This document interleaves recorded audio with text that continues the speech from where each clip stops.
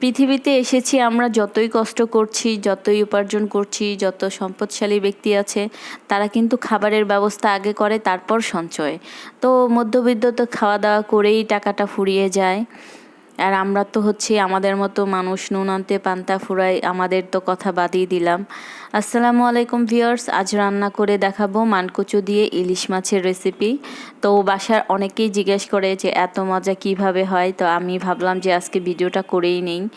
তো ভিডিওটা করার সাথে সাথে আপনাদের সাথে এই কচু কিভাবে কাটতে হয় শেয়ার করে দিচ্ছি। আপনারা অবশ্যই এইভাবে কাটবেন মোটা মোটা করে। আর যদি ওই মানকচুর মধ্যে কোনো স্পট থাকে বা কোনো দাগ থাকে, সেক্ষেত্রে আপনারা ওই জায়গাটুকু কেটে ফেলে দিবেন। আর সাইজগুলো ঠিক এই সাইজেই করবেন, এর চেয়ে মোটা বা বড় সাইজ করতে গেলে কিন্তু আপনার কচুটা সিদ্ধ হয় না। এই কচুটা এমনিতেই কম সিদ্ধ হয়, যত বেশি সিদ্ধ করুন না কেন। মুখী কচুর মতো একেবারেই মানে গলে যায় না, এটা একেবারেই আপনাকে এই সাইজই করতে হবে। তো রান্না করার জন্য আমি পেঁয়াজ নিয়ে নিলাম, তেল নিয়ে নিলাম। পেঁয়াজটাকে সুন্দর করে আমি তেলে লাল করব। আপনারা অবশ্যই পেঁয়াজটা লাল করার সময় মিডিয়াম আঁচে লাল করবেন, কারণ পেঁয়াজটা একটু পুড়ে গেলে স্বাদ কিন্তু অন্যরকম হয়ে যায়। তো পেঁয়াজটাকে অবশ্যই সাবধানতা অবলম্বন করে লাল করতে হবে।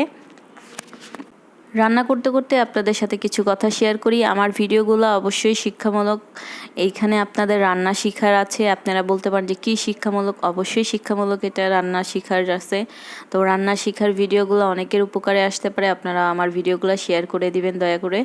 তো আমার পেঁয়াজটা লাল হয়ে গেছে, এখন আমি মশলা দিয়ে দিচ্ছি। এখানে আদা রসুন বাটা আর জিরা বাটা সব একত্রিত করে 2.5 চা চামচের মতো দিলাম।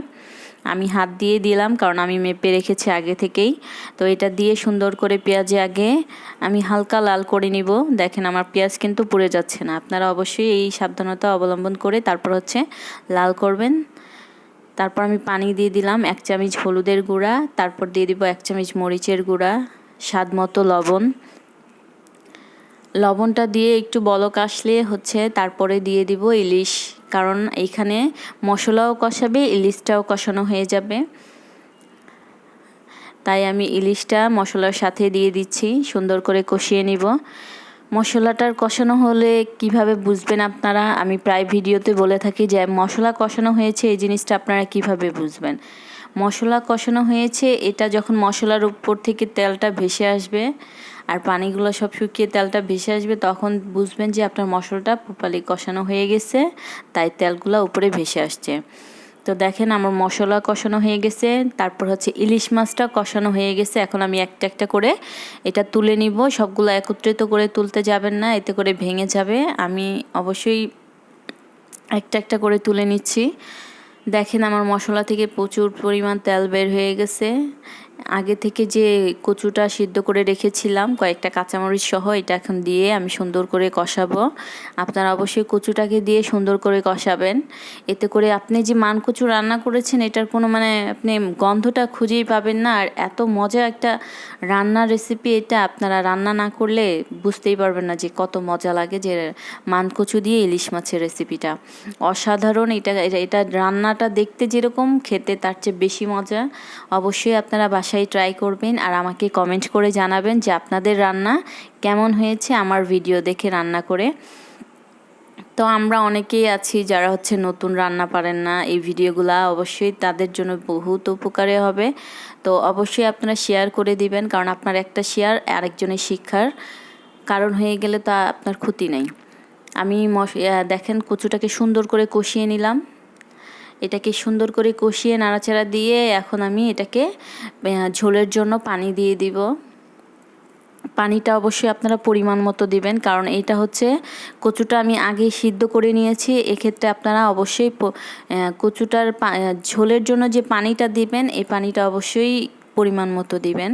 বেশি দিয়ে দিলে তো আবার এটা তো এমনি সিদ্ধ করা, আরও বেশি সিদ্ধ হয়ে যাবে। তবে আপনি এটা যতই সিদ্ধ করুন একটু হালকা অন্যরকম থেকেই যায়। মানকচু যারা রান্না করেন তারা হয়তো জানেন। আমার তরকারির ঝোলটা সুন্দর বলক এসে পড়ছে, এটাকে আর একটুক্ষণ রান্না করে আমি এখানে মাছটা দিয়ে দিব। আর কিছুক্ষণ রান্না করে দেখেন আমি কিছু বলক দিয়ে তারপর হচ্ছে এখন মাছগুলো দিয়ে দিব। সুন্দর করে একটা একটা করে আপনারা অবশ্যই একটা একটা করে দিবেন। মাছ যখন কষায় উঠাবেন তখনও একটা একটা করে উঠাতে হবে, আর যখন মাছটা আপনি তরকারিতে দিবেন সেক্ষেত্রেও আপনাকে একটা একটা করেই দিতে হবে, কারণ এই ইলিশ মাছ কাঁচা, যে কোনো মাছ কাঁচা যেহেতু কষাবেন সেক্ষেত্রে আপনাকে একটা একটা করেই দিতে হবে, একত্রিত করে দিলে অবশ্যই ভেঙে যাবে।